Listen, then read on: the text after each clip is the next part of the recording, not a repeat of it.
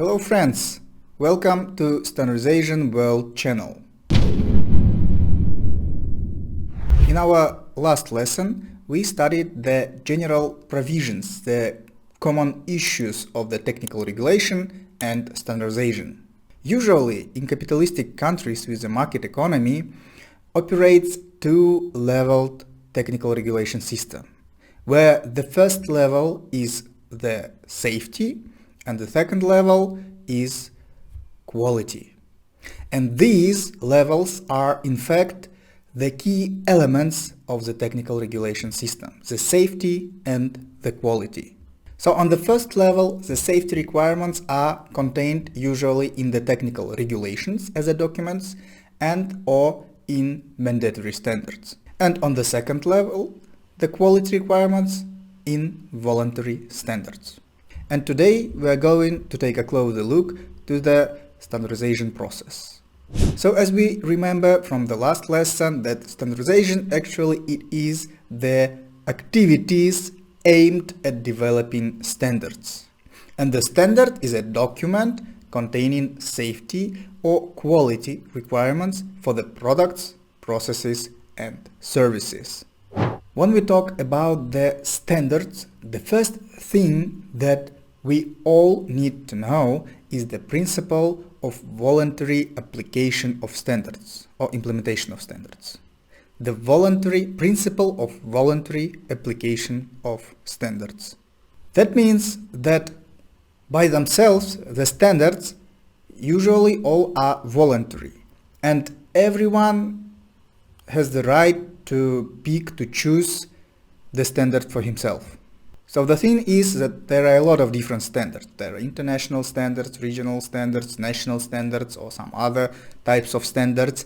And any entity, any person, any subject can pick any standard he or she would like to. However, this principle says that if any entity has chosen any voluntary standard to use, that particular standard becomes mandatory to this entity.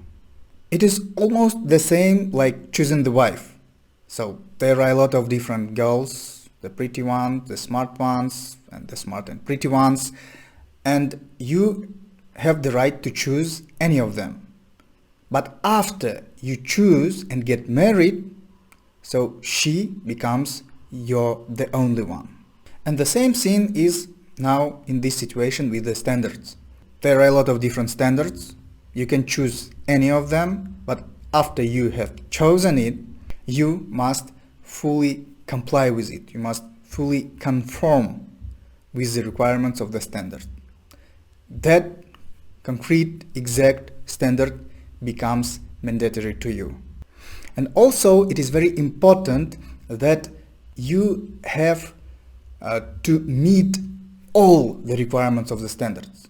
So for example, if there are 10 different requirements in the standard, but you would like to, you just choose, let's say 7 requirements from the 10, and you meet only those 7 requirements.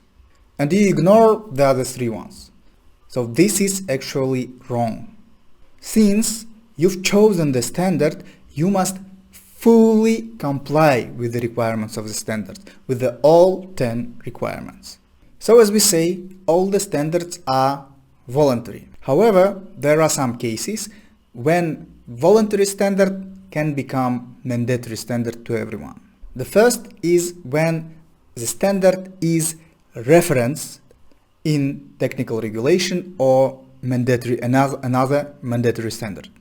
Or maybe in some cases when a standard is included to the list in the technical regulation. And secondly, when the standard is referenced in any legislative act, any law or any state regulation.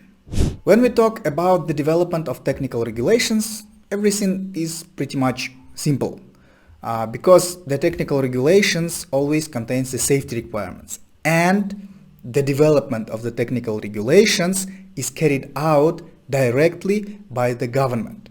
On behalf of the government, there would be the kind of a sectoral state bodies, some ministries, committees, and so on. For example, if it is a technical regulation for, let's say, bread or let's say wheat, then the Ministry of Agriculture will be the developer of such technical regulation. Or if there is a technical regulation for the, let's say, oil or gas, so in this case the developer of the technical regulation for the oil or gas would be the Ministry of Oil and Gas, or in some cases maybe Ministry of Energy. It depends on the structure, governmental structure of the country.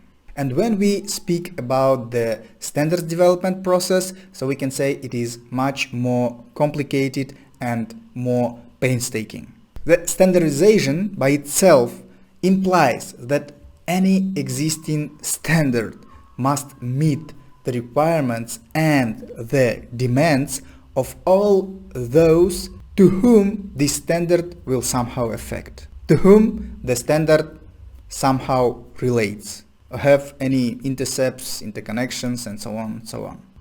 So there are directly the enterprises, the business, who will be, after the publishing the standard, who will be actually the main user of the standard. Also, there should be the consumers who will consume, who will use not the standard but the final product or service. And of course, the government, which should be ensured that the standard does not contradict anyhow the laws of the country.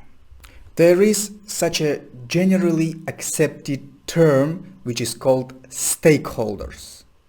The stakeholders are those who have a direct or maybe indirect interest in the standard and will be associated with the product or services that will conform the requirements of the standard.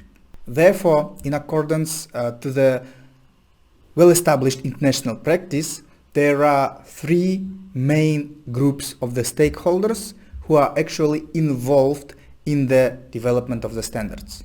And you should keep in your mind that this scheme works only in the framework of the market economy.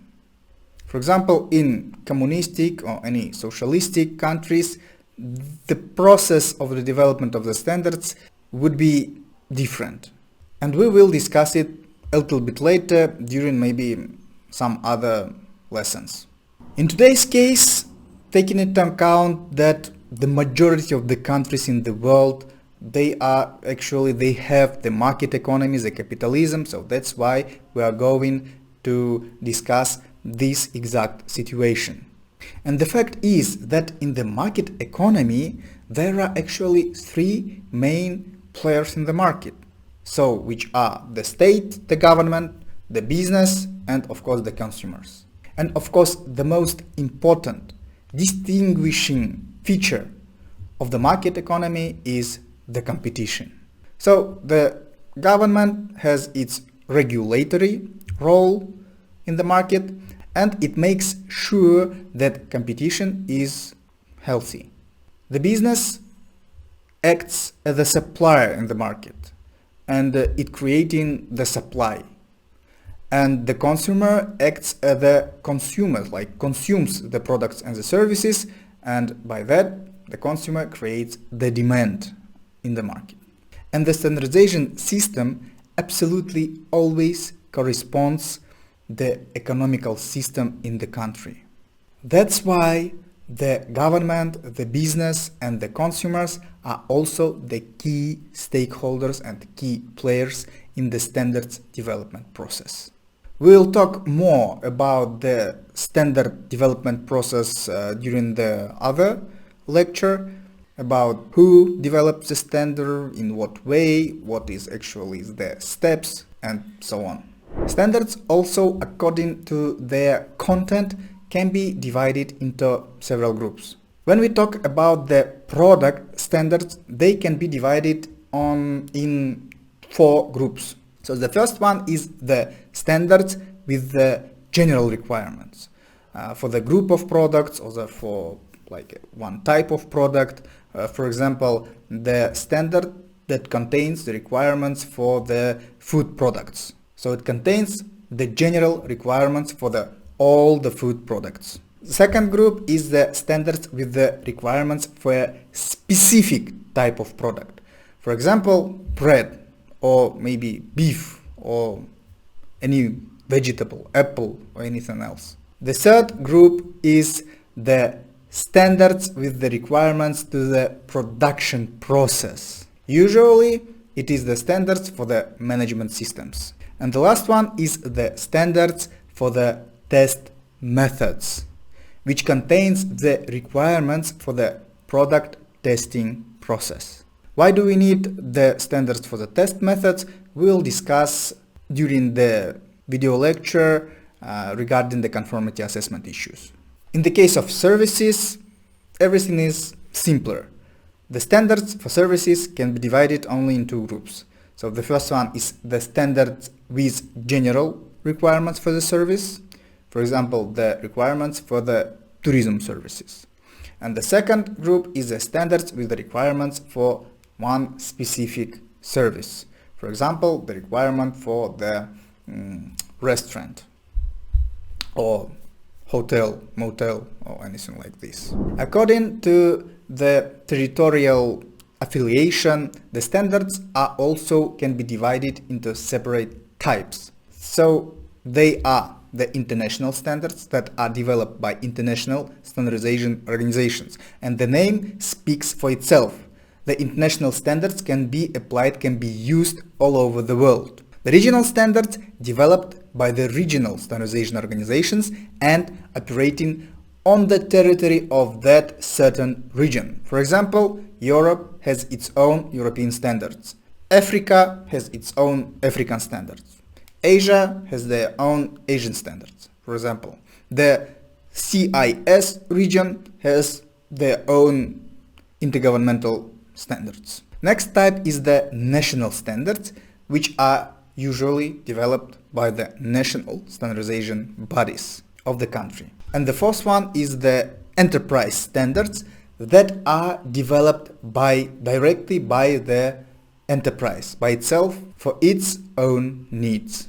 In some developed countries, such as for example China, there are more types of standards. For example, in China they have the industrial or let's say sectoral standards. These types of standards are usually developed by the the sectoral ministries. One more type is the local standards for the specific areas of the China, and also association standards that are developed by the association for its own members. And also in some developed countries, for example in European countries, they have such thing as the preliminary standard, pre-standard. And the fact is that, for example, national standard, after its consideration by all stakeholders and after its approval and publication, it is valid indefinitely. I mean, forever, until it will be cancelled. But in some cases, when the stakeholders believe that they, for example, need the standard for, let's say, the shoe accessories, and they think that they need such standard, but they're not sure for 100%. Let's say the half of them thinks that they actually need such standard, but another half thinks that maybe they don't. And in such cases, usually they come to decision to develop not the national standard, but firstly the preliminary standard, which is usually valid only for 2 years. And after 2 years, if it is really turns out that standard is really needed and it is used and applied by many different entities, many different persons, so in such case the stakeholders come to decision that the standard should be remade as a national standard, like republished. Otherwise, if the standard was not used by anyone or was used only with a few entities. In such case, there are no any actions, and after 2 years, the standard automatically cancels. This was the brief information about the standardization process and the standardization by itself. If this video was useful or interesting to you, so please double click and follow my channel to find any other interesting videos regarding the technical regulation, standardization and conformity assessment issues.